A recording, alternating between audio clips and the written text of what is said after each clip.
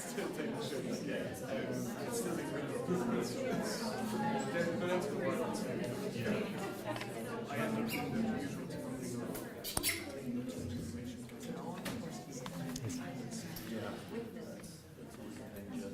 Díomh Corja, Fáilte Rove, Galéir, Quig, Ulscoil Van Nu, Tronona New. We are welcome everyone. You're very welcome to Maynooth University this afternoon, and we're delighted to be here. My name is Cathal McCauley. I'm the University Librarian, and I'm delighted to support this very important work and to welcome you all on behalf of the Library and of Maynooth University. An awful lot has happened since Sister Magella McCarran donated the death row correspondence of Ken Saro Wiwa to Maynooth University 6 years ago.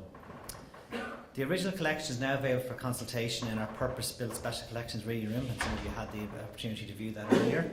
However, it isn't always possible for people to come here, so we have worked to make the collection as accessible as possible to people from all parts of the world. The letters have been digitised and are now available on open access. Last year, the library created a LibGuide, which links to a vast range of our Ken Saro Wiwa resources, and in a very short time, this guide has been accessed over 1,000 times. The online LibGuide also links to the Ken Saro Wiwa audio archive, a collection of recordings of people connected with Ken Saro Wiwa, including his daughter and his brother, both of whom have visited the library and viewed items from the collection.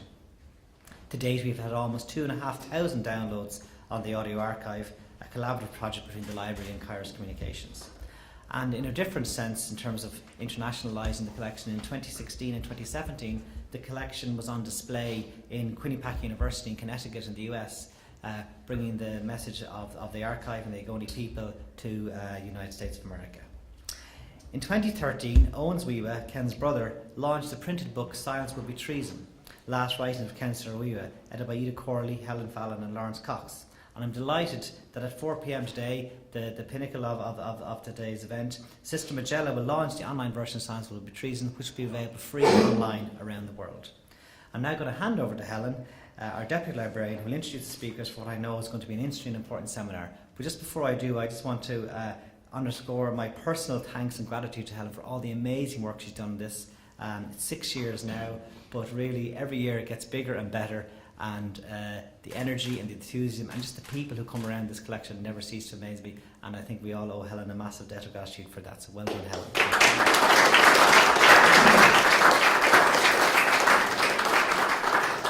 Thank you very much, Cathal, and I would like to start by acknowledging the enormous contribution that so many library staff, far too many to mention, have made to make this and the e-book and all the other things around Ken Saro Wiwa a reality. So thank you all, my colleagues.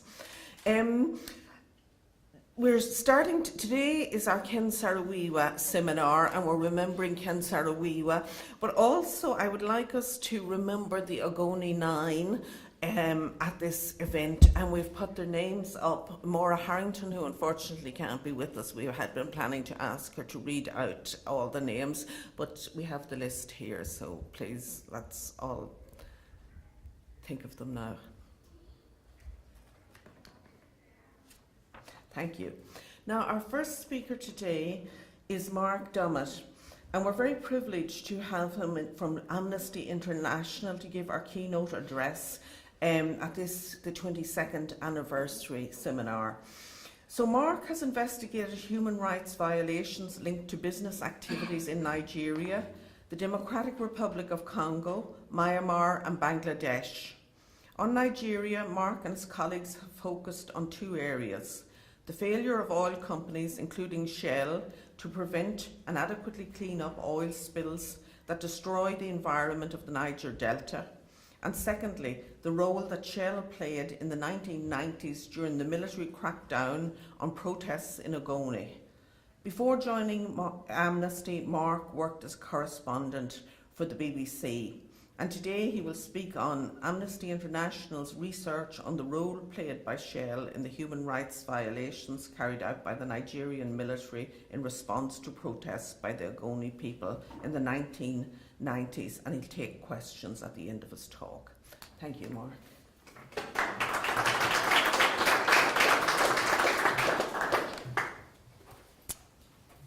Whoops, what do I do? That one. Great. Hello everyone. Good afternoon.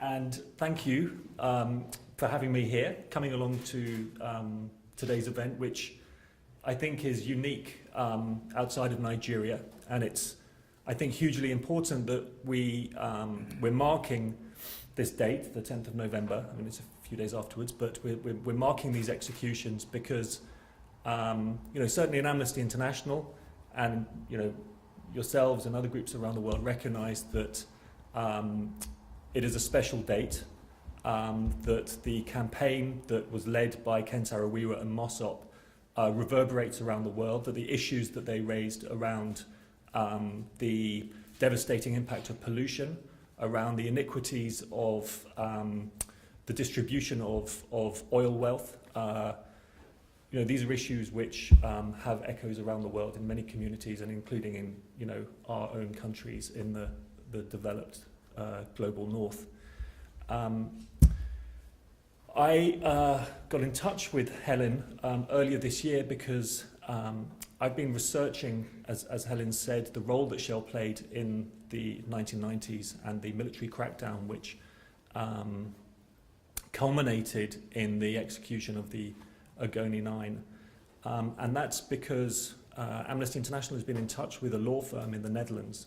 And some of you may know that in June this year, the widows of 4 of the men whose names we saw listed earlier, led by Esther Kjobel, who's the widow of Baronin Kjobel, who is a government official, an Ogoni government official, wasn't a member of Mossop, but he lobbied behind the scenes within the River State government for an end to the brutal crackdown.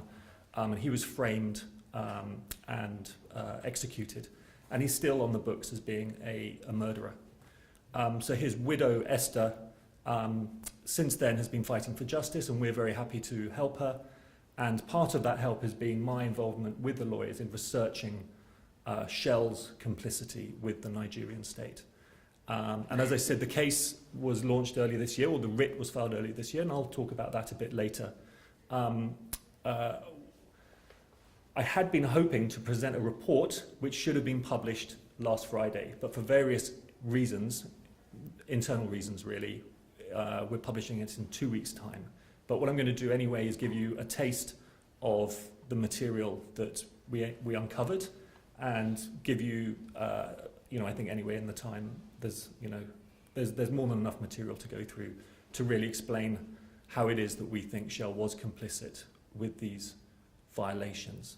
And I think first of all it's important to say that we're not just talking about the executions, but we're talking about the events leading up to the executions, which saw many deaths and torture, rape, the destruction of hundreds or thousands of homes in Ogoni. So what I'm going to do first of all is run you through the timeline. What we found is that a lot of the evidence has been out there for some time, and actually, it's one of the reasons why we've delayed the release of the report. Is a lot of journalists are saying, well, what's new about this? We know about the allegations. Mossop at the time, Ken at the time, was attacking Shell and drawing out the links between Shell and the government of Sani Abacha. So in a way, it's true. There is nothing really new in what we're saying, but I think we're saying it in a new way. One of the ways in which we're presenting this information, and one of the things that shocked us most, myself and my colleagues, is when we create a timeline between the meetings, the contacts that Shell had with government officials, and then you place that in a timeline with events on the ground and what was happening in Ogoniland. That's really what shocked us the most. So I'm going to go run through a bit of that timeline, really, and then I think if we have time, I then want to, and Helen's going to interrupt me when I've run out of time, I'm hoping then to look at what's happened since '95. One of the areas of interest of my team, the Business and Human Rights team in London, is not only the facts of human rights violations when a business is involved, but also the struggles that communities that have been affected by human rights violations when a company is involved, the struggles that they have to seek remedy and any kind of justice. And this is, a classic case where there hasn't been that justice. So we'll move on to that if we have The story begins in 1990 with the formation of the movement for the survival of the Ogoni people, Mossop, and the publication of this document, the Ogoni Bill of Rights, in which Mossop, which represented the people of Ogoni, a small corner of the Niger Delta with a population of about 500,000, put forward their grievances. Grievances which included, as I said before, the negative impact of the oil pollution and the fact that they weren't seeing a fair share of the millions or billions of dollars of oil that was pumped from under their soil. 1990 is an important date as well, or was an important year, because of what happened in a place called Umwechem, which maybe Sister Magella remembers, which is another village, it's another community in the Niger Delta, also in Rivers State. It's about 50 kilometres from Ogoni. And it wasn't just in Ogoni that people at this time were beginning to grow unhappy with the oil industry and really this toxic relationship between the oil companies and the Nigerian state, which at the time was ruled by the military, at the time General Babangida. What happened in Umwechem was that there was a protest by unemployed young men who complained that they weren't being employed by Shell. I mean, it's the same story which we see repeated time and again. They were unemployed, they wanted work, they weren't getting enough money, and there was pollution. So they held a protest outside a Shell pumping station in this community. So Shell, this is part of a letter, I mean that's a scan, I couldn't put the whole thing in the document, but that's a scan of a letter which Shell Nigeria sent to the local state governor of Rivers State, in which they call for an intervention from the security forces. And the most troubling thing about this is where they specify the mobile police force. You know, the Nigerians in the room will all know about the mobile police force, nicknamed Kill and Go. They're not just the normal police. And what happened is that, in the words of an official investigation, which published a report in 1991, the Kill and Go descended on Umwechem like an invading force, and they killed over 80 people, dumping their bodies in a river, and they set fire to over 400 houses. We're not saying that Shell was complicit in that, but what we're saying is that from this moment onwards, Shell absolutely knew the risk involved in calling for the support or the intervention of the security forces.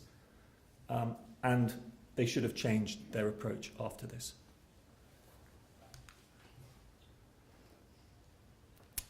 Scrolling forward a couple of years, in December, I think, 92, November or December 92, Mossop released an ultimatum to the oil companies, particularly Shell, because it saw no progress, nothing coming from the government. So they decided to turn their attention to the oil companies. And they said that you need to give us compensation for the oil spills and also for the cost of the oil, reimbursement for the cost of the oil that has been pumped from under the Ogoni soil in the 20 or so years since they started pumping from Ogoni. And they said to Shell, if you don't pay up, this was $6 billion, within 30 days' time, you'll no longer be welcome in Ogoni land. And on the 3rd of January 1993, Shell hadn't paid up, and Mossop and Saro Wiwa organised the Ogoni Day protest, which involved 3/5 of the population of Ogoni land and was an entirely 100% peaceful event, during which Saro Wiwa declared that Shell was persona non grata and no longer welcome. Shortly afterwards, Shell announced its withdrawal from Ogoni land, although it didn't say it was because of this.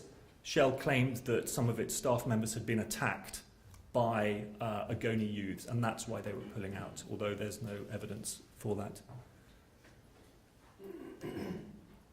Shell continued, however, even though it stopped operating its wells within Ogoni land. Ogoni land is very important for another reason for Shell, which is that it has these massive pipelines running from other parts of the oil-producing region through Ogoni to Bonny Island, which is the export terminal, where the oil is then put on tankers and shipped to the US, Europe and everywhere else. So even though Shell announced its withdrawal from Ogoni and stopped pumping oil from there, it maintained these pipelines and also kept laying a new pipeline, and it employed these American subcontractors to lay its pipeline. Now, obviously, considering Mossop's stated position, this was a dangerous position by Shell. It could have predicted perfectly well that there was going to be opposition to the continual laying of this pipeline. So what Shell did was ask the military to provide an army guard. They didn't want the regular police. In this instance, they didn't call for the mobile police, but they asked for the army specifically to guard the laying of the pipeline.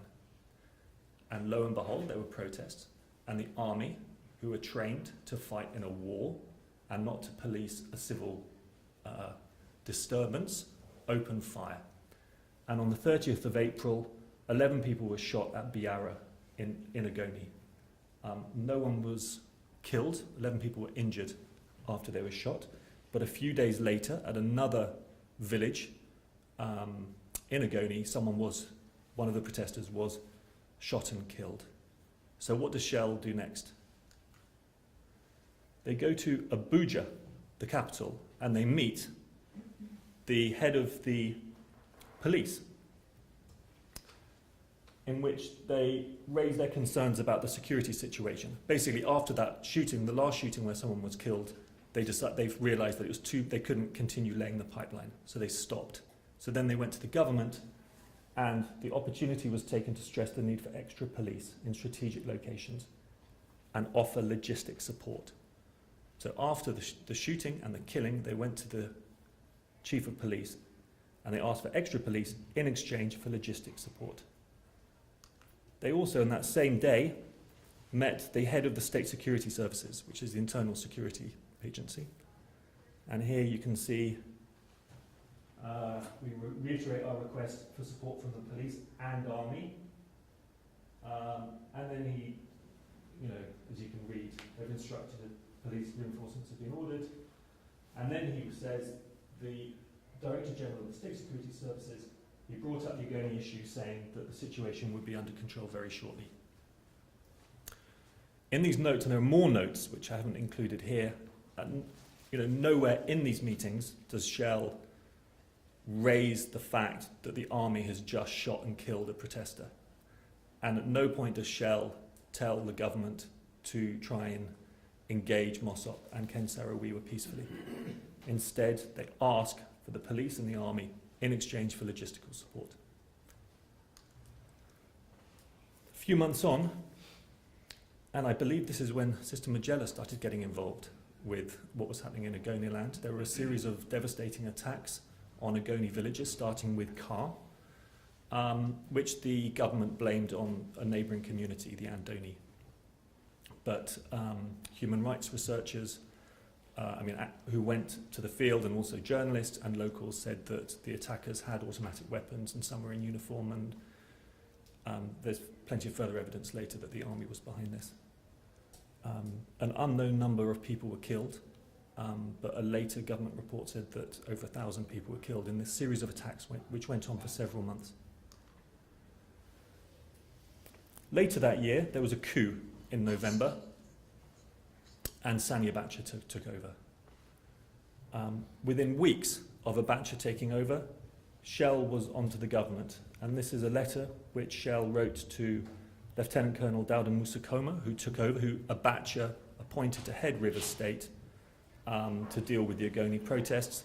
And here we have Shell writing, naming the communities here in Ogoni where there are protests, and Shell saying that these protests have cost, in November alone, 1.5 million barrels of oil, the overwhelming amount of which came from Ogoni. And again, it doesn't say, please don't shoot the protesters, but this is Shell telling the new military government, which has just taken over in a coup, this is the problem. Please help us solve it. This is another document that I think forms an important part of the argument about Shell's involvement with the military and the extent to which they encouraged the military to take action, knowing that human rights violations were likely. The previous year, there was an incident in which the army went into a place called Korokoro in Ogoniland, in which 2 people were killed.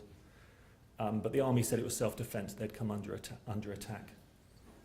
The following year, in March, Shell made this payment to this military unit as thanks, it says down here, as a show of gratitude for what they did in Korokoro the previous year, in which, as I said, 2 people were shot. But you need to understand as well what was happening just before the 1st of March 94. And again, this is why the timeline is so important, because at the end of February, the man who was paid, I don't know if it shows his name, Okontimo, Major Okontimo anyway, opened fire on thousands of unarmed protesters outside the front gate of the Shell headquarters in Port Harcourt. So here's Shell making a payment, it's of about $900 to the man who has just shot protesters, peaceful, unarmed protesters, as a show of gratitude and as motivation for sustained favourable disposition towards SPDC, which is Shell Nigeria, in future assignments.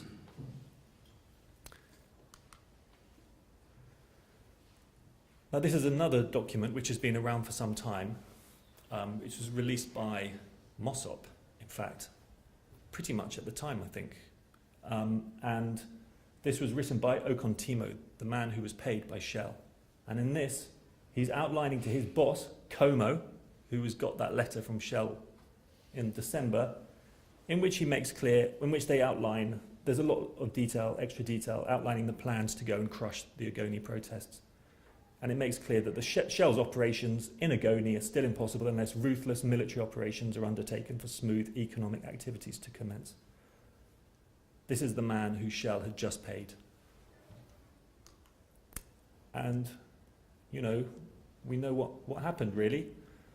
Saro Wiwa and other Mossop leaders and prominent Ogonis were arrested on the trumped-up charges of being involved in a murder. And the military, which was headed by Okontimo, this Major Okontimo, went into Ogoniland, and there are numerous cases of illegal killings, unlawful killings, extrajudicial executions, houses were burnt, women and girls were raped, a lot of people were detained, brought in for torture. And the culmination of this campaign, and the culmination of the campaign to crush the Ogoni protests, was, of course, as we all know, the execution of the Ogoni Nine. And I think it was great, Helen, that you mentioned at the beginning the names of all of them, because it was not just Saro Wiwa. And I think, although he is this super articulate leader, and without him, the protest movement wouldn't have been the same. It was. There were more than one person involved, and it was a grassroots protest movement, and I think that's why Aputure was so afraid of them, and ultimately why he cracked down and was so brutal and showed them no mercy. After the executions, Shell published an advertisement in the Observer, in the newspaper, the UK newspaper. I'm not sure if it was published here as well, in which Shell criticised activists, Amnesty activists, Greenpeace activists, The Body Shop, no doubt Sister Magella and others, not in name, but everyone who had campaigned and taken to the streets to call for their release, for the men's release, saying that it's because basically saying that by being so loud and by being so critical of the Nigerian state, you pushed them into a corner. And actually, Shell's strategy of quiet, behind-the-scenes diplomacy could have worked, would have been a better tactic. Which is, and it's an appallingly mendacious claim. And we now know from this Shell document, which was a message sent by Brian Anderson, who was the head of Shell in Nigeria, to his superiors in The Hague and London, that a month after the executions, The head of state, HOS, told S, that's Shonikan, Chief Shonikan, who's also a former Nigerian head of state, who was also a former executive of Shell Nigeria, who was a go-between between Anderson and Abuja. The head of state told Shonikan that he was very happy that Shell had remained steady under pressure. And this is kind of interesting. He was particularly happy about the NLNG project. This was at the time the largest economic investment in Africa, and it was taking place on Bonny Island, which was the export terminal I mentioned earlier. It was a huge natural gas project that Shell was involved in with the Nigerian state, worth billions of dollars. Shell announced that this was going ahead before this memo, but about a week, 10 days after the executions. So for Shell, it was clear throughout that business came first. It was this business in Nigeria that came first before anything else. I can't read that very well, but I think it's important to, for legal reasons, we put all of our allegations to Shell and they've denied them. This was a letter from Shell Nigeria earlier this year to us, basically saying that we've always denied these allegations in the strongest possible terms. Helen, how are we doing for time? We're fine because we have time. We'd allow half an hour for discussion at the end. We can cut that to 15 minutes. You're fine for time. This is Okay. important. Yeah, continue. So, what's happened since then? I think this is important because it brings the story up to date, and I think it makes what you're doing here at Maynooth University important as well, keeping these issues alive and these stories alive. There have been various attempts to seek justice, some kind of justice or remedy for the victims of what happened in Ogoniland. This was one of the most important. It was the Aputure Panel, which was after the fall of the Nigerian military government and Obasanjo, the civilian president, taking over, or being voted in, I should say. He set up a panel, an independent panel, to hear about all of the abuses that took place under the military government, the military regime. It was a bit like the Truth and Reconciliation Commission in South Africa, although if the Ogoniland case is anything to go by, there was no truth and there's been no reconciliation. This is Leda Mitti, was the number 2 of Mossop and was the only one of the 9 who wasn't sentenced to death. No, there were 10. He wasn't one of the 9. He came and presented, I can't remember the exact number, but thousands. Mossop did an incredible job of gathering the witness statements, depositions of thousands of ordinary Ogonis who had suffered this violent crackdown. And he presented them to the Aputure Panel and spoke powerfully about what happened. The head of the military force, Major Okontimo, and the military administrator who ordered him, Major Lieutenant Colonel Como, also spoke. But they denied any involvement in these atrocities. Como later, when he came out of giving his hearing in Port Harcourt, he gave an interview in which he denied that his men had raped Ogoni women and said, why do the Ogonis think that their women are the most beautiful? So, it's outrageous. And the transcripts and the notes that Mossop gathered and handed in to the panel have never been published. The report was published years later, and it gives some basic details of what happened, but very little, and it certainly doesn't apportion blame. So it was a lost opportunity, really. 2002, a group of activists filed a complaint to the African Commission for Human and People's Rights in 1996, and in 2002 it issued a very strong ruling against the Nigerian state, basically affirming everything that Mossop had said. That, for example, the security forces were given the green light to deal with the Ogonis, and also that the pollution, environmental degradation has made living in Ogoniland a nightmare. And it issued a whole set of recommendations for the Nigerian state, most of which haven't been acted upon. One area that the government and Shell have acted upon to an extent has been the clean-up. And in 2006, with the Ogonis and Mossop, they negotiated a deal whereby if there was a clean-up of Ogoni land, Mossop would allow Shell to resume operations in Ogoni land, because since the 90s, Shell's still not welcome in Ogoni land. And they brought in the United Nations Environment Programme to conduct a baseline survey of the pollution, which, it should be said, Shell always denied there was serious pollution in Ogoni land. In 2011, so 5 years after the process started, UNEP published its report, which looks really boring, but actually is incredible. It's an incredible piece of research, and it uncovered and presented uncomfortable facts for Shell and the Nigerian state. For example, Shell always claimed that because of the way the soil is, because of the sort of the natural geography of the Niger Delta, oil doesn't sink below 1 metre, and the Ogonis were saying, hold on, our water sources are polluted, our wells are polluted, and Shell said that's not true.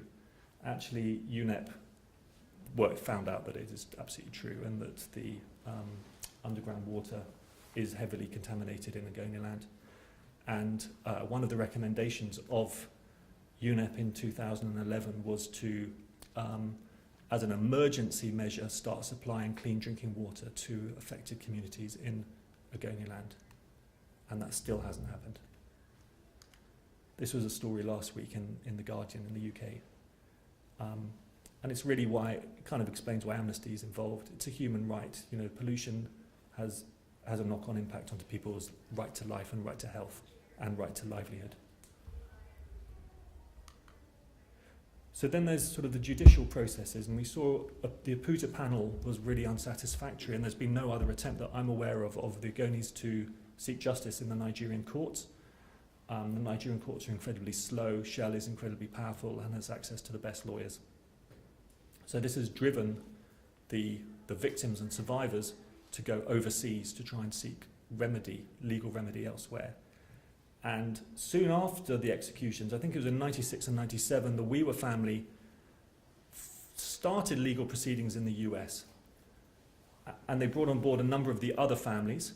And in 2009, there was this, well, it was on the, the eve of it going to trial, Shell settled out of court, not accepting liability. They said, we're not responsible, we're making this is a humanitarian gesture. And the money went to the families, and a small amount of money is supposedly for community projects. And I'm not sure those community projects have ever got underway. One thing that did come out was the US legal system is very generous in terms of, or strict in terms of the amount of information that companies are forced to disclose. And of course, in any legal process between victims and a massive corporation, there's a huge imbalance in wealth and access to good lawyers, and also access to information. If you're accusing a company like Shell of involvement in these crimes, the evidence is all within the company, within company documents and memos, which the victims and ourselves as activists don't have access to. But through this legal process, Shell was forced to release all these documents, and those are some of the documents that I showed earlier came out of this process. But only a small number of people were part of this process. And US lawyers got together a separate group which had the potential to include a lot more people. It was going to be a class action. I think there were 19 plaintiffs originally, but as it proceeded, they were hoping that there were going to be many more people signing up to it. And in this instance, Shell fought it on jurisdictional grounds, meaning that they argued that the US was the wrong legal jurisdiction to try a case between Nigerian plaintiffs, a foreign company, basically a Nigerian Anglo-Dutch company, and crimes which took place in Nigeria. And this went all the way up to the Supreme Court, and in 2013, the Supreme Court ruled in Shell's favour. And that's Esther Kjobel at the end, who was the lead plaintiff. And this brings us to this year. This is Esther now. And she's brought this case earlier this year, filed a writ against Shell, and we're supporting her and her ongoing efforts to seek justice. And there's another one of the four women is Victoria Berra, who lives in Canada. Both Esther and Victoria were attacked by Paul Okontimo, Major Okontimo, who was the military commander who was also guarded their husbands, and they both fled the country as refugees. And Esther lives in the US and Victoria lives in Canada in a place called Winnipeg. My boss comes from Winnipeg and was there on holiday and went and met Victoria, who just broke down in tears when they met, saying, you know, just the mere fact that my name is on this writ, for her that's something. It's the first time anyone's recognised the pain and suffering that she's gone through. And sadly her husband was brutally tortured and was executed as a murderer. So anyway, it's something, it's a reason to keep going, keep fighting. And Amnesty, since the 90s, has been campaigning for justice for the Ogonis, and will continue to do so. So, thanks.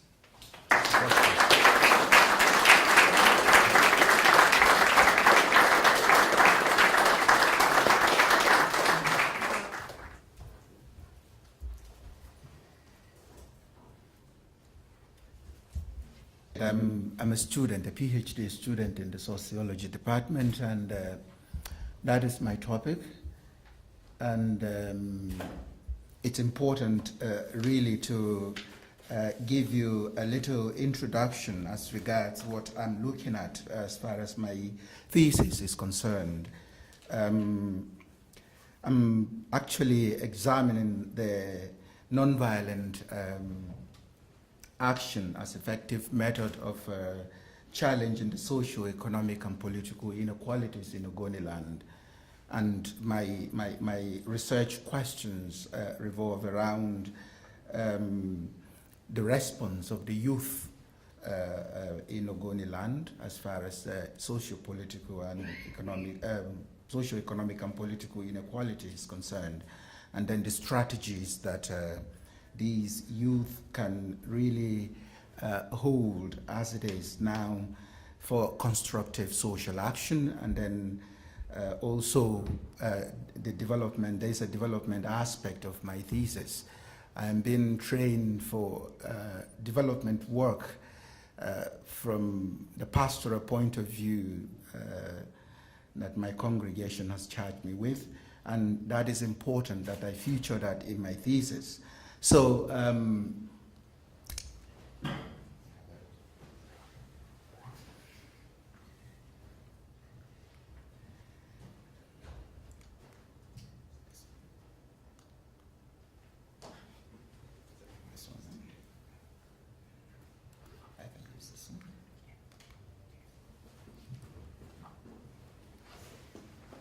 now I'm going to look at my experience with Mossop from my encounter with them in the last July, August. I was with them, and I have the picture of the Ogoni 9 there. I didn't bring the Ogoni 4, but it's important that the 9 just come because I'm focusing on the Ogoni 9 as I work with Mossop.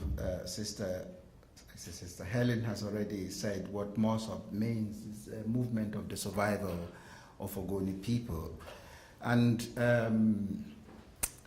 that came up before, and why I am repeating, I will repeat that now, it's a book. It's actually a cover page of Ike Okonta's book, and it's very, very important. He has used the Mossop demonstration picture there for his cover page, but Okonta is really good at looking at, or he has looked at the post-colonial Africa in the context of ethnicity as that plays out in the politics of the country.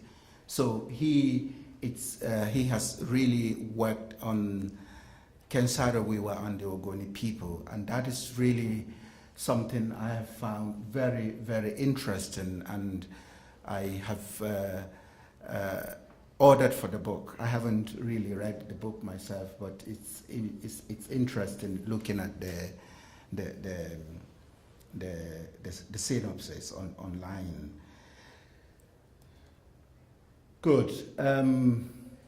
Nigeria, that is the map of Nigeria, and when we talk about Ogoni land or Port Harcourt, Rivers State. We are looking at number 32 down there. If you can see that well, I have just the picture of Niger Delta. My topic initially, when I projected that, it's talking about Niger Delta, but specifically Ogoni land. That is the map of Niger Delta. So if you are talking about Niger Delta, as far as Nigeria is concerned, these are the states that we all call Niger Delta. So Rivers State, where Ogoni land comes from, is the number 32 that we have there, down there. And the others are just states that cover the Niger Delta. So it's important that we know the difference between when we say Niger Delta, the states that are involved, and then River State, Port Harcourt, where you can locate Ogoni land. That is the picture of Ogoni land, the map of Ogoni land with the 6 kingdoms. Ogoni land is defined by the 6 kingdoms that we have there, and the Bill of Rights that was projected before will have people from 5 of those kingdoms who signed that bill. Eleme, one of the kingdoms, did not sign that bill. So very, very important. And this is where I am stationed for my field work. That is Bomo, which is in Okana local government. I'm not going through the 6 kingdoms of Ogoni, but I was in Kana, which is Ken Saro Wiwa's hometown, and I visited his tomb as well. I wasn't allowed to take pictures there, but I was allowed to go in and to see the building. So one of my participants said, or he reminded me of what Ken Saro Wiwa told them or said, that we shall no longer write story. We shall always participate in the story we tell. I think that is really happening as far as Ogoni people are concerned, as far as Mossop is concerned. So I'm going to look at my experience with Mossop, because that is the group I'm working with. When you say Mossop, Movement of the Survival of Ogoni People, the Bill of Rights is the mandate of Mossop. And I really find it very, very important now to define youth when I'm speaking to Europeans, because in the context of Nigeria, when we say youth, the people I'm working with are from 25 years to 50. And that is not the case when you are referring to youth, especially in Ireland here. So in the course of my interaction with people, I think it's important for me to define that clearly when I'm referring to Mossop as youth. So I even interviewed some members of Mossop who are 60 years, and they tell me we are youth.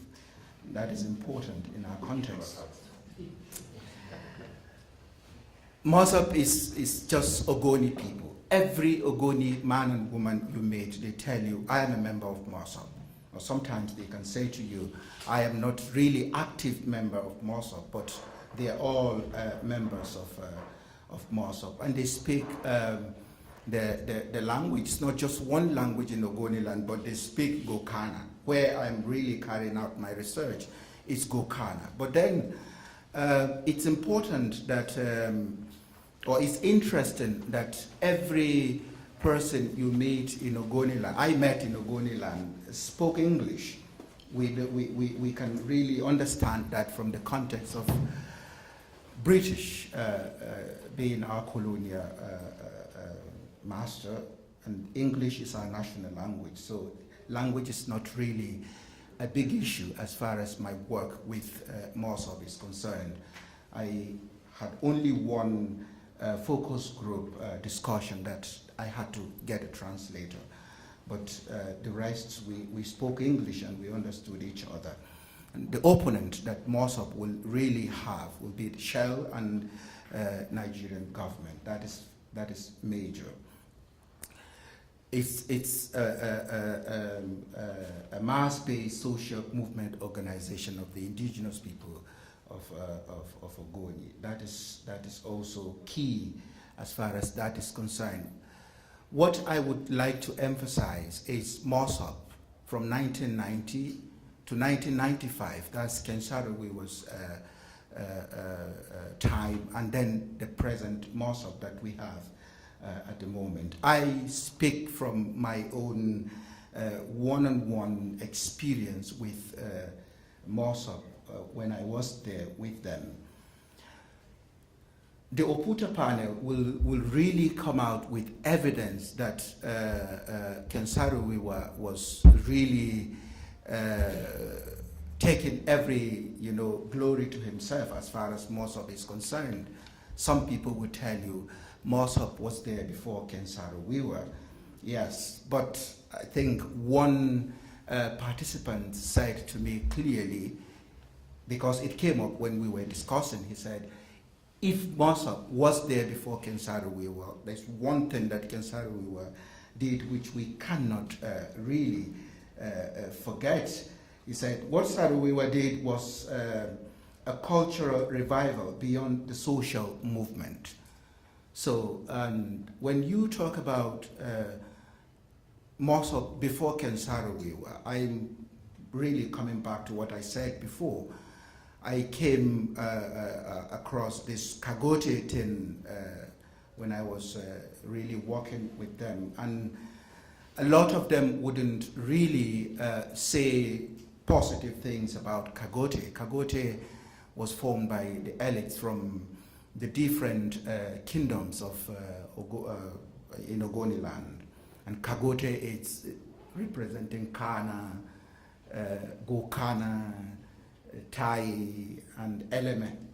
If you put that together, you get all the 6th kingdom in that. So it's just the elites from the 6th kingdom who came together and we're talking about justice for the Ogoni people, but that is really standing the other direction as far as Mossop is concerned. So, but the business of Mossop, it's that they are fighting or they are agitating for justice because of environmental issues, self-determination, cultural rights, representation in the Nigerian institution, and then the fair portion of the revenue that Nigeria gets from their own land.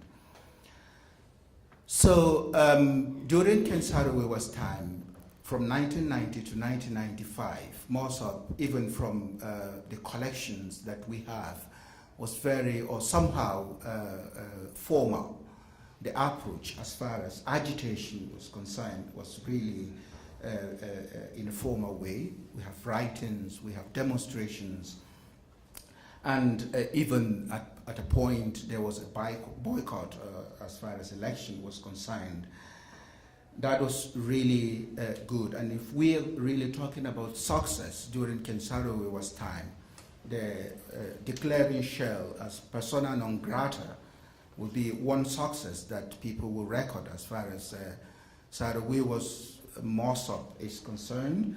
And then the 15.5 million US dollars that was given will be one success that we will also register as far as that is concerned. So it went through formal process. But then at present, when we're looking at Mossop, a lot of issues, I am not yet finished. I was only there for piloting. My interviews, I'm going back for my field work, and I'm sure I would get more information as far as that is concerned, and then to be able to answer my research questions. But then it's important to know, when Ken Saro Wiwa was on Mossop, if you're talking about within Nigeria, internal partners as far as Mossop is concerned, there is none. And one of the participants again told me Ken Saro Wiwa did his best to go around the Niger Delta, other Niger Delta ethnic groups, to have them as members of that movement, but he was not able to get them, to win them over. And so he decided he will go with just the Ogoni people. And within Mossop itself, we have 9 affiliates. It's divided into 9 affiliates. You have NICOP, you have FOWA. NICOP will be the youth wing, which is really vibrant. It's the more vibrant affiliate of Mossop, and then the FOWA will be the women's wing, the students' wing, the elders' wing, Kotra. That is what you have within Mossop. But the external allies, we will record UNPO, which is Unrepresented Nations and People Organization, which really worked with Ken Saro Wiwa at his time. And we have also Greenpeace International, Amnesty International. Ken Saro Wiwa actually was working or doing that with external help, or he got external help from these organizations to do that. Presently, it's really difficult to really talk about some of these things that Ken Saro Wiwa did. Like I mentioned before, Mossop is polarized. We have 2 groups, the political Mossop and then the social movement or the activist Mossop.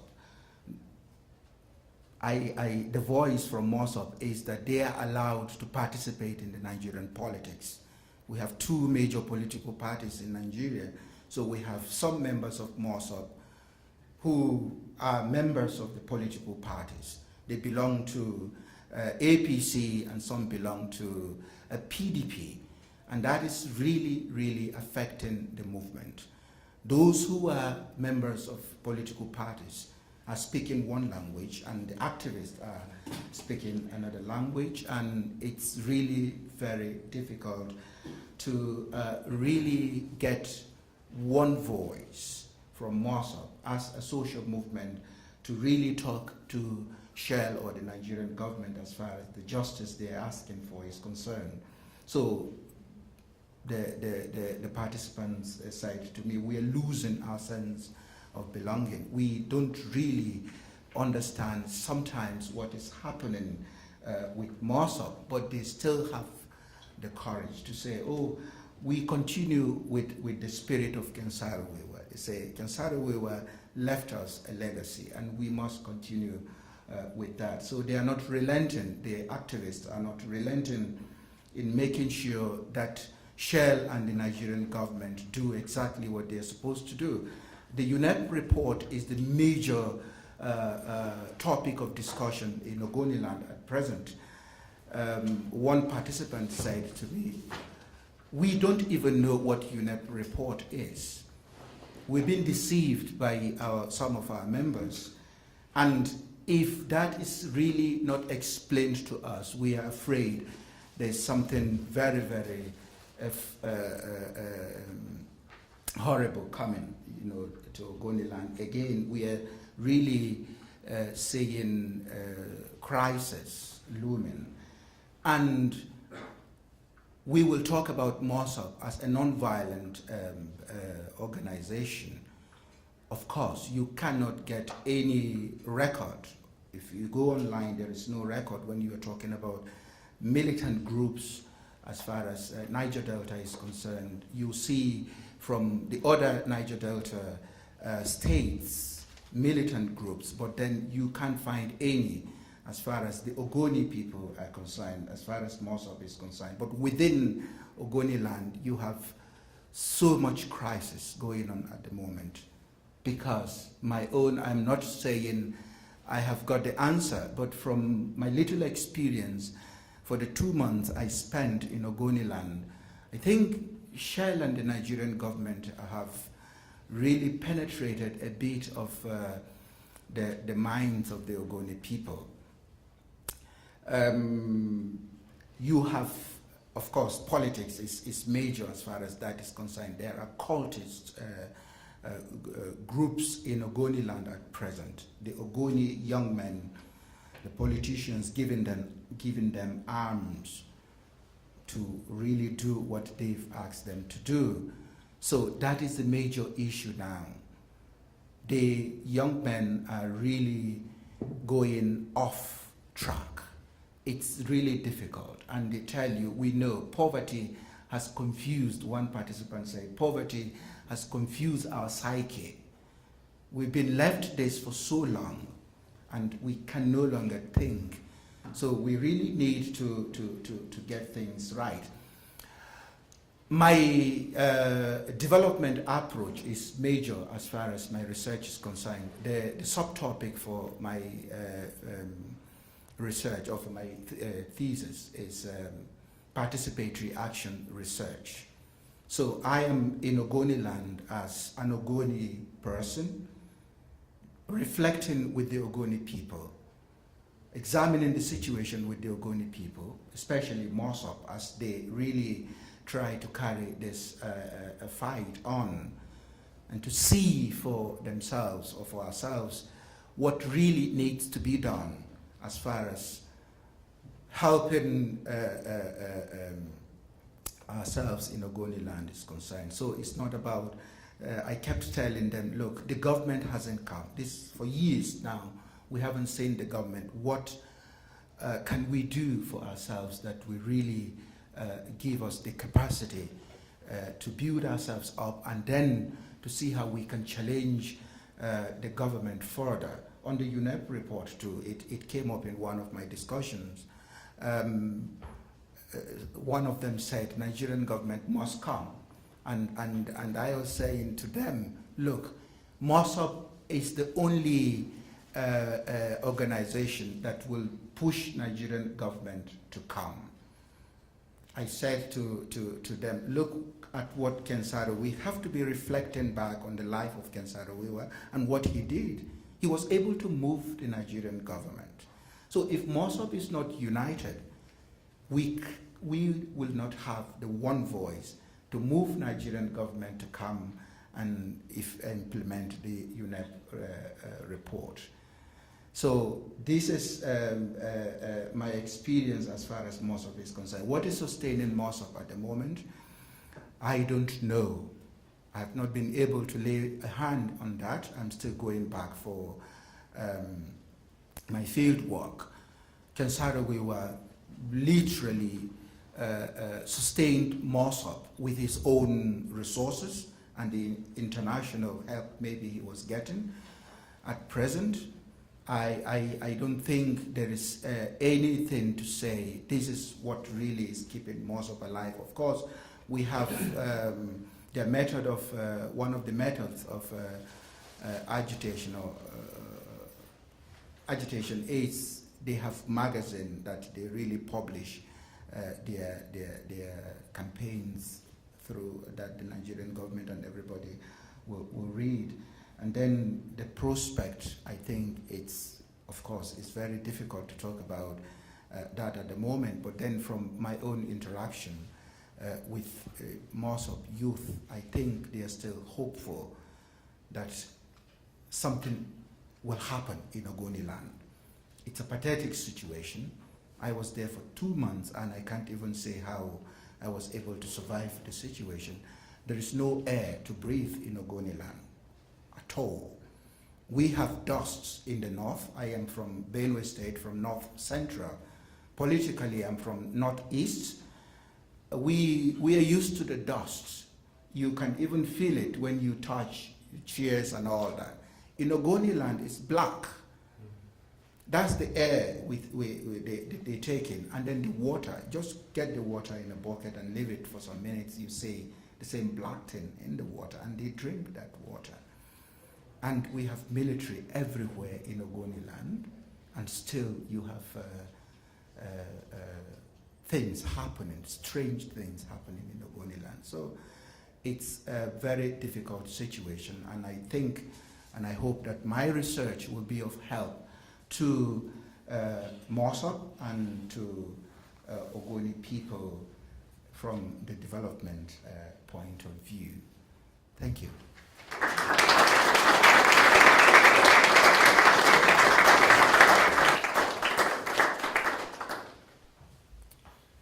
afternoon, everyone. It's an honour to be invited back 2 years after winning the Saro Wiwa Award Fellowship to speak here today. I'd like to thank Helen Fan specifically for the opportunity to give an update on my research thus far.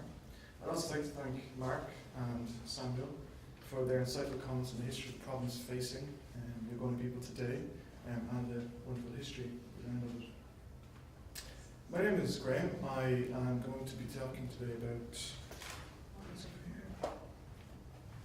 just my research thus far. I'm due to submit my thesis in 4 months, so things might be a bit sketchy. We'll see how it goes. This whole project that I've sort of undertaken was born out of the idea that in 2013, the price of oil barrel cost peaked at a very high number. And I wanted to question as to when it was that governments and economies began to be linked as to success and progress, economically, financially. And this maybe sort of forced me back to thinking about the past in terms of going back even 100 years ago to when oil really began to emerge as a resource, as energy production, industry, and a mode of transport. When I thought about this sort of research, I wanted to see in terms of who would be sort of the stalwarts, someone leading sort of the area in terms of industrialization. And of course, Britain comes to mind. It's a hugely reliable on coal at this time, and it's leading the way realistically in terms of industrial production. And then, of course, its arch rival, which would be Germany. And this set me around the period sort of 1896 to about 1921. And the reason why I chose this was because about 1896, things begin to change in terms of technology. And in terms of after the war, in 1921, what you see then is the setting up and the establishment of the order of resource management. So as I mentioned last year, this fellowship helped to fund a very crucial research trip to complete archival research in Germany, which was integral to questions being investigated as part of my PhD thesis. The project itself is attempted to confront the relationship between government and corporation with respect to a crucial resource underpinning our world today, that is oil. By looking at the genesis of this relationship, it will help us to understand how a trickle of influence grew to be an overwhelming force in the formation of government policy. A policy that would be applied to a wide variety of oil-bearing states, moulded to suit the political, economic and social context of a particular state, and then exploited for maximum return with very little, if anything, to benefit the state in question. This is quite strongly connected to sort of the Middle East at this time. I hope to expand upon our knowledge of the relationship between governments and the oil industry in the early 20th century, in a way of sort of laying out a template for which we can then trace the development and influence that the oil industry had on later governments and later systems. I'm pleased to report that the findings of my research trip have proved very fruitful, actually, and I'm glad to be able to share some of these with you all today. Before I left for Germany, I spent a few days in the National Archives in London, in Kew.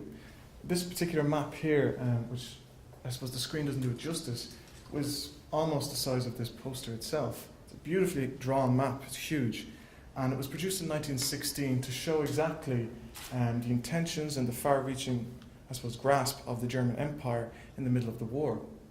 It might be hard to spot here, but towards the bottom here, you see there's this area sort of sectioned off. This is where one of the richest oil basins are in Persia, which was targeted by the Germans in terms of this has to be handled, acquired, denied, or entrusted to us to ensure the success of our empire. After the Second World War, many of these German documents, records, and these maps, which I happened to stumble upon, were taken by the Western Allies back to the United Kingdom and the United States.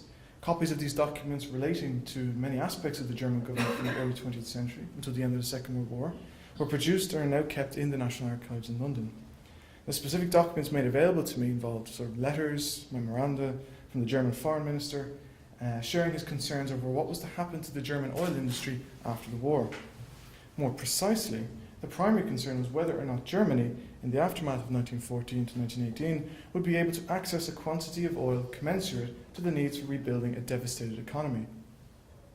The war had shown that while coal had continued to be a suitable and abundant resource for industry, oil was found to be superior and without any doubt would open up the frontier for more efficient and powerful technology. The The concerns shared by the German foreign minister indicate an emerging policy which had transformed from an important issue before the war to something fundamental to the reconstitution of the German economy after the war. After London, I made my way to the Staatsarchiv in Lichterfelde, which is a suburban district not too far from the city centre in Berlin. It was my first time visiting Germany, but I had decent German from school, and additional lessons here at Maynooth helped with blending in, although the local Berliners found my accent amusing, to say the least. The archive was sort of an old army barracks occupied by US forces in Berlin up until the 1950s. By comparison to the National Archives in London, it is quite dated and appears to have limited funding. It was here, however, where most of the records and documents in the German Chancellery, the Foreign Ministry, the War Oil Department and the Reich Economic Council were to be found. And this sort of led to a sort of a treasure trove of material which, until now, in many ways, hadn't really been discovered as to how important oil was perceived by the German government to their war effort, and most importantly, what begins to happen towards 1916 and 17, that oil becomes the key, crucial issue in the post-war settlements and how Germany will be rebuilt. For example, this particular map here is sort of of Western Germany, so it's sort of Dusseldorf, Cologne there. There's various regions that are occupied by British, French and Belgian forces after the First World War. What really caught my interest was constant number of letters and memoranda about a particular region, sort of Renania is the region in Germany, that had been occupied by British forces. This is sort of the region in the red zone here, that's British forces.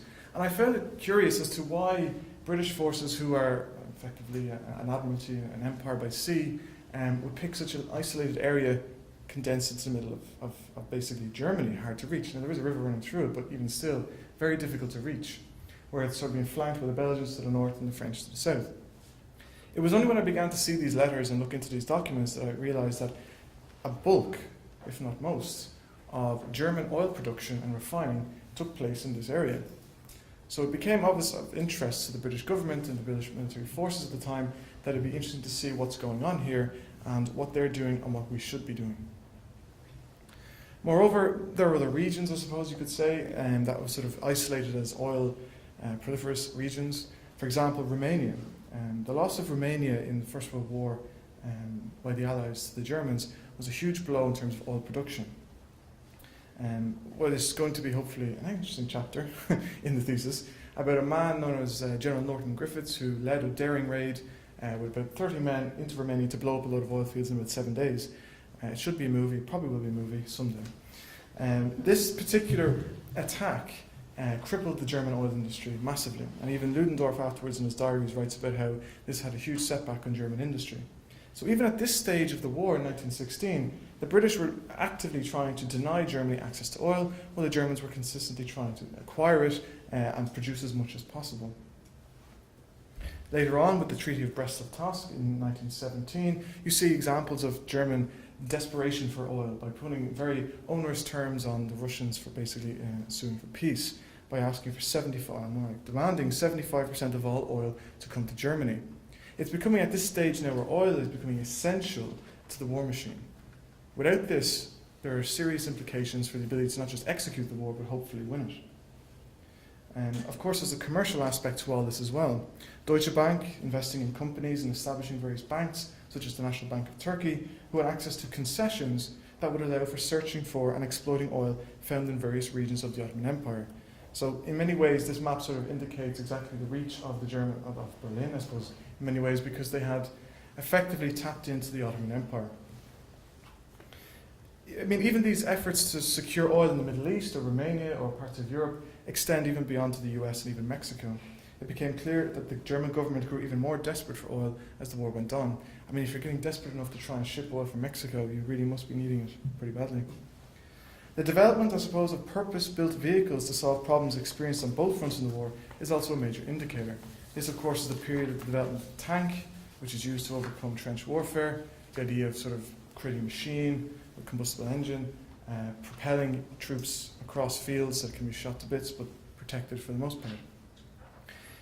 In the post-war Weimar Republic, however, of Germany, the lessons learned from technological inferiority were felt the hardest, and what will become my postdoctoral project, I hope, is to trace the effort to secure oil in the Soviet Union and further afield, to prevent being economically starved for a resource that became a conduit and essential to progress. Finally, and what also became clear from the records available, were the efforts made by both the British and Germans in scrambling to secure resources which were existent and new ones too.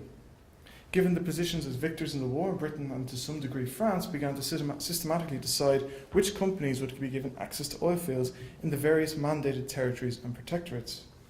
This is of course the early stages of Royal Dutch Shell, which is amalgamated years prior to this. You have Standard, Mexican Eagle, Anglo-Persian, Anglo-Saxon, all these sort of this conglomerate of oil companies eventually that would merge together, all vying for these concessions, these supports, these entrusting, I suppose you could say, to be the ones to exploit particular oil fields in certain regions.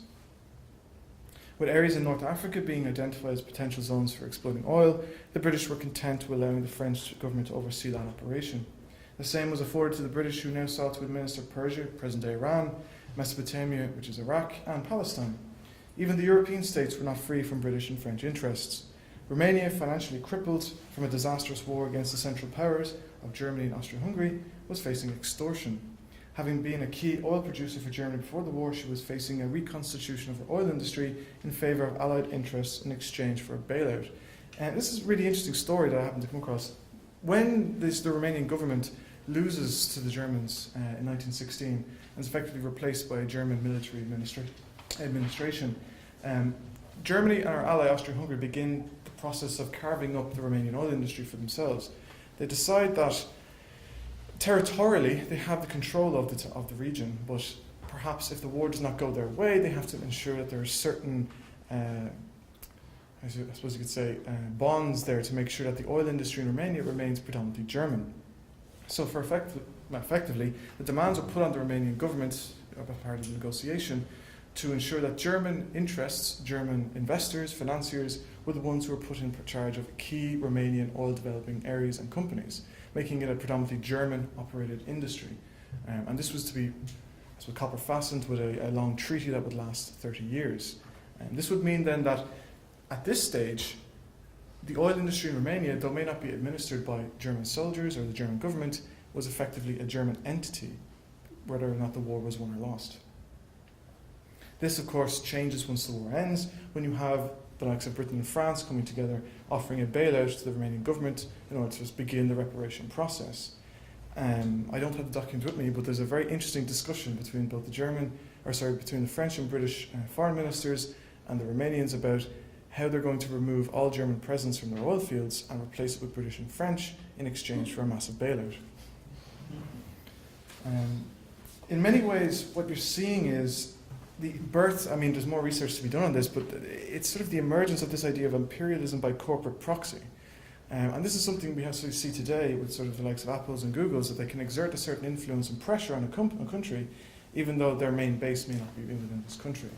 At this time, you have various companies emerging, growing, becoming stronger, and with the need to maintain an empire, what you have is the governments becoming overly reliant on them. And when they have become overly reliant on them, they start to exert that influence to get what they want.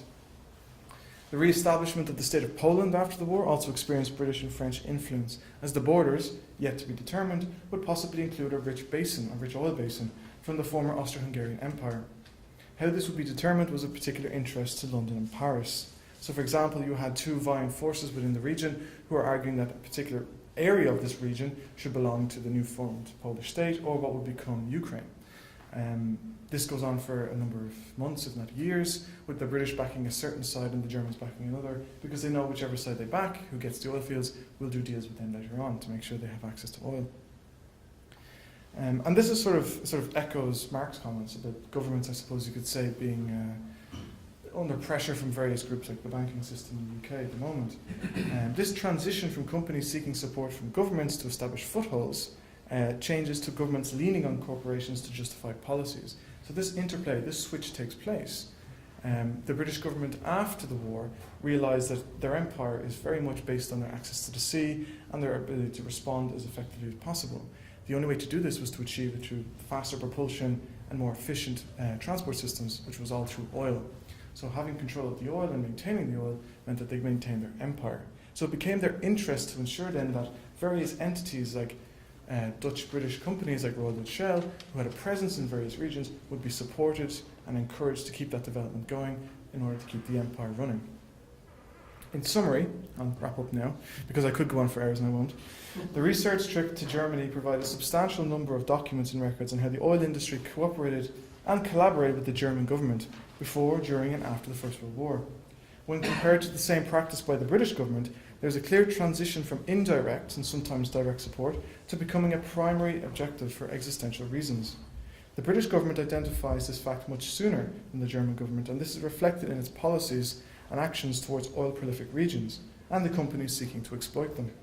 However, the German government, unsatisfied by the terms of the Versailles Treaty, began a desperate struggle to ensure ease of access and abundant supply as it sought to rebuild its economy and prepare for the next European conflict. This project, when completed in 2018, all going well, will hopefully shed a light on the history of the relationship between oil industry and powerful government. The modes and practices that would be questionable even for the time they were carried out would lay down a framework and a precedent for unsavoury policies and actions for decades to come. Through this, I hope my work can contribute to highlighting the more present-day struggles that we see and the difficulties faced by Ken at the time and the Ogoni people in the 1990s. Thank you very much.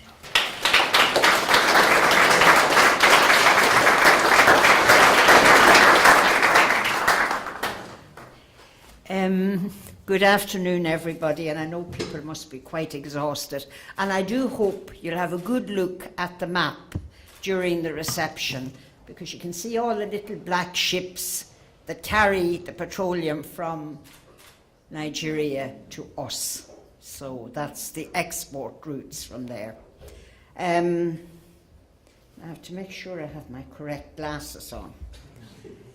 Today I would particularly wish in this launch to thank, first of all, a huge community of solidarity right from the time I arrived in Ireland by force, if you like, in August of '94.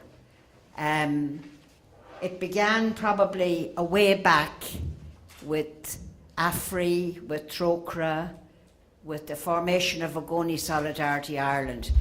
There was a very long history in the first 5 years, then a kind of an even time, and then suddenly I brought the big box of papers up to Maynooth about 6-7 years ago, and they took over the work and have done a wonderful job with what I brought unsorted, between the ability to mount exhibitions from the material, to carry those materials overseas, to the printed book, which I never expected at all, and then on to the e-book. So it's a lot of work in 6 years.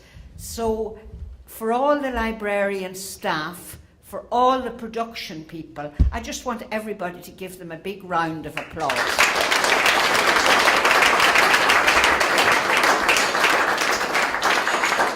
For me, it also illustrates something else. I was an academic, I suppose I still am, and I taught in a university, and I had to give that up in pursuit of the activist mode. So it was very rewarding for me to get back into a university and to kind of take up again what I had left in the University of Lagos. And also, from a conference I was at very recently, I suddenly became aware of the approved flow of academic research to the practitioners and the socially conscious, and around the circle again. Research answers questions, practitioners bring new questions. And, you know, we used to talk about the union of town and gown. So I reckon I have been able to experience the union of town and gown through the Ogoni, to Rossport, to Leitrim. They're all there. And the link with, I must, as always, acknowledge John O'Shea, but I met him in the field of practice, in a field in Rossport, where he asked me for an interview, and I asked him, could you get my documents into your department? And eventually he got them in. So he illustrated the marriage between academic research and practice in the ground. All of that has taken place with great help, and I wanted to acknowledge that. There are a few other people that I really have to thank, and one of them is Trócaire, because Trócaire I got to know Trócaire because I was 30 years in Nigeria, never heard of Trócaire before I went to Nigeria. And when I was looking for humanitarian help, Trócaire came to our assistance. And the wonderful thing about the book is, and the printed book and the e-book even more, there are a good number of photographs of those early days. There is one page where I take the top photo and Mary Sweeney of Trócaire takes the bottom one. And that bottom one is here somewhere over there. So that's in the book as well. The other person or group I want to mention is Aputure Press. Sometimes we forget about the publisher and all that production side. And the reward there was that Aputure is a Kiswahili word, and the headquarters of Aputure Press is in Africa. And that was an extraordinary coincidence for me, because right from my early days in Nigeria, I was the one who promoted write, print, produce, publish in the country, and stop waiting for those ships from Europe to come with the books in time for school to begin. So again, I was very rewarded by that, and by the man Feroze Manji. If you look him up on Google, you will find that he is very, and you know, Ken Saro would have enjoyed this, because Ken loved quirky things. And to find that a specialist in dentistry gave up his job as a dentist, become a publisher and an editor, would have amused him greatly. So Feroze Manji has been in Ireland. I didn't meet him, but the staff here did meet him. And the staff here would tell about his commitment to doing an excellent job. Aputure Press now, it's a collective in Africa to publish from the global south. But the lovely thing about it is that in Manji's understanding, the global south is big enough to take in the poor and vulnerable of the global north. And I think that's just a brilliant way of looking at the poor and oppressed of the world. Then I suppose it all kind of relied on one other line that you'll find in the letter of July 1994, when I had to tell Saro Wiwa, who was in detention at that time, that I was leaving Nigeria for good.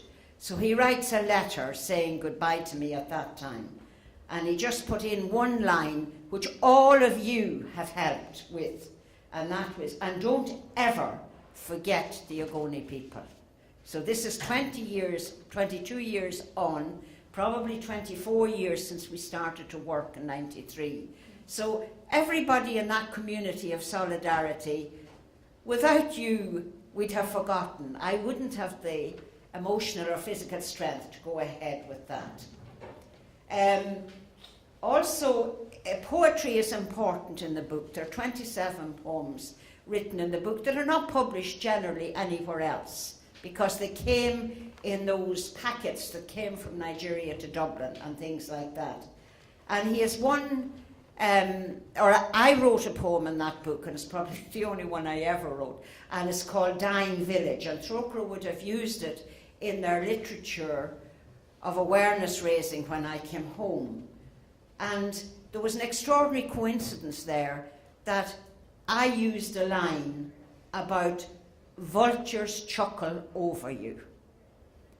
And I remember Ken Saro would be completely taken aback and saying, how did you stumble on using the word vulture?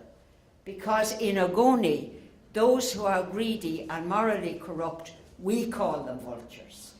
So he couldn't understand how the psychic experience of arriving at the same word was the very same.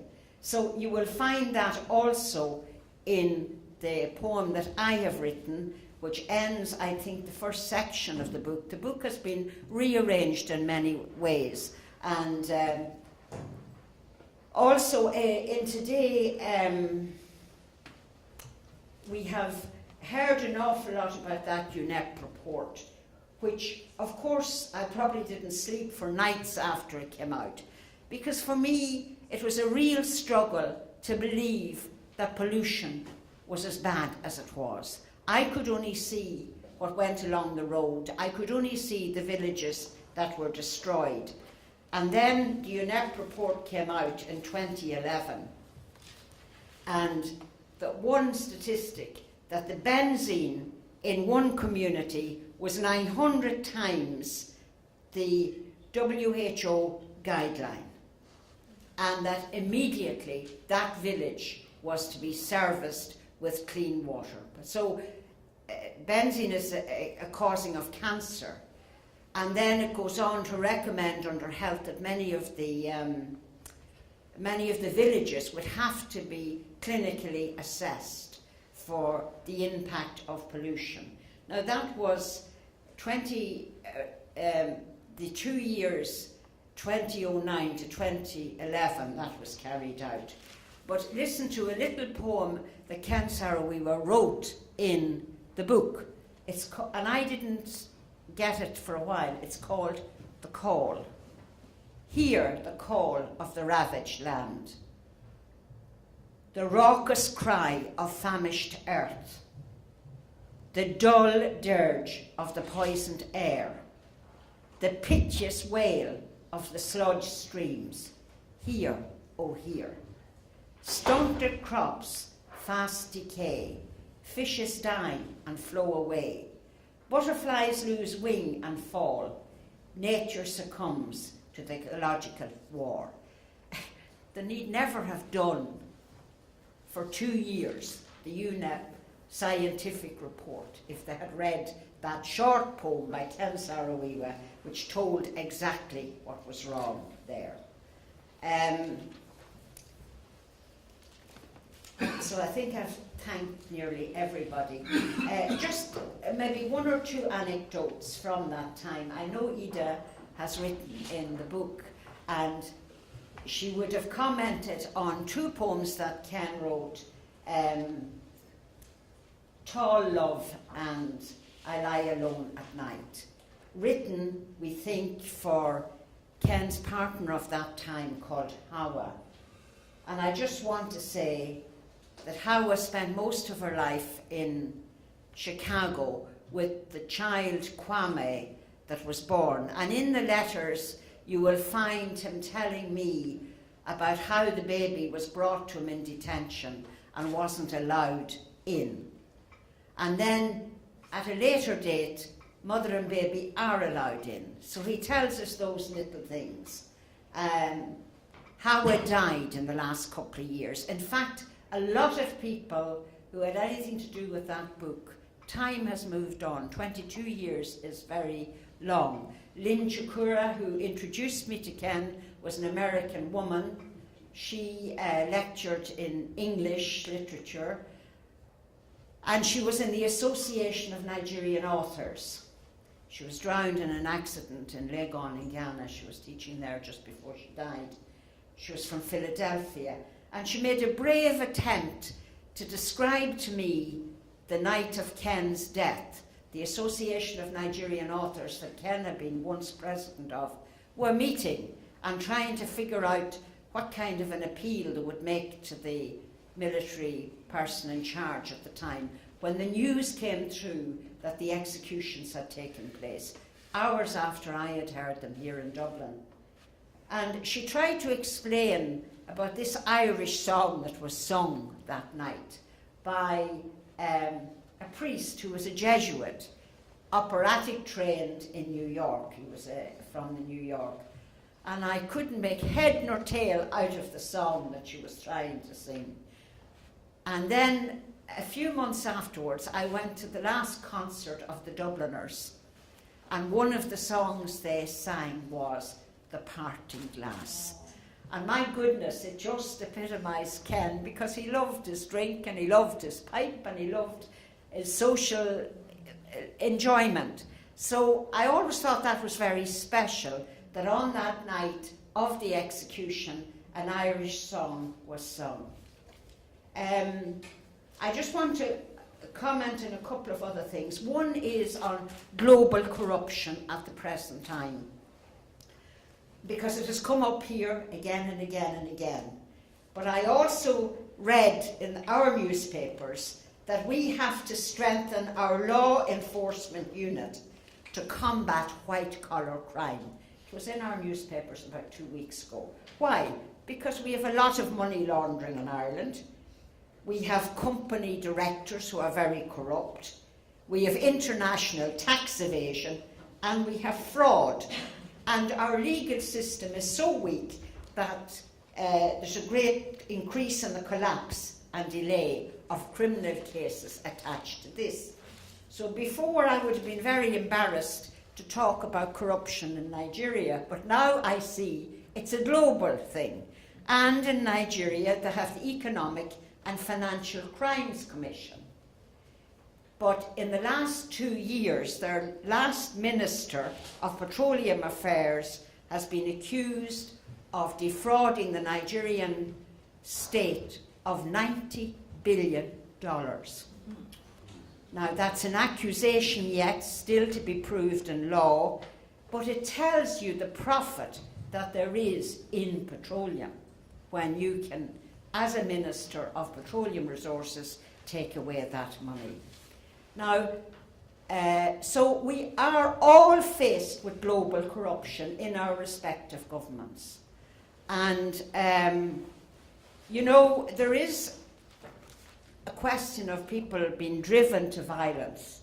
I wouldn't be a pro-violence person, but I can perfectly understand it. As all that poverty that the other speakers talked about goes on, Chevron, Total, Mobil, Agip and Shell are pumping every minute of 24 hours a day petroleum out of Nigeria, keeping their eyes closed, as you people said, to the poverty and the destabilisation that's happening in Nigeria. So that, in fact, was my brief at the time. I was to look at what was happening in Africa that had European roots. Now I would call it Western roots. And these have been joined by other groups, the LNG and that. So never be surprised, I think, if you... And we came across 2 words here today, dialogue and reconciliation. I pity armed groups. Their appeal to, please wait. We have to talk this through. Please wait. We have to seek forgiveness. But I have come to the very cynical conclusion that those 2 words are used deliberately as strategy so that the pumping continues unabated. So I am now questioning very strongly the use of words dialogue and get on with it. As one commentator in Nigeria said, like, what dialogue do you need to clean up someplace that's dirty? What dialogue do you need? How long are you going to talk about it? So I'm just very careful about how those words are used. So in that sense, I'm very happy to launch this ebook because it feeds into an international problem. It feeds into a global problem. And nearly everybody in this room has the opportunity to do something about that, whether in all shapes and forms of work. There's lovely light things in the book as well. We learn a lot of lovely human stuff in those letters and in those poems. And, you know, for 2 weeks every year, I'm confronted with this exercise. So I have to engage, and I engage in a way that always informs me very well. So in launching the ebook, and last night I lost my library copy of my iPad, and I rang Helen near midnight, And she says, but isn't there something on the card? So on the back of the card, I said, I cannot be a dumbbell altogether. So I took the iPad and I just followed exactly / / ... and I went through the whole lot, and suddenly the book came up very beautifully, very easy to read. So I have great pleasure in launching that now. Thank you.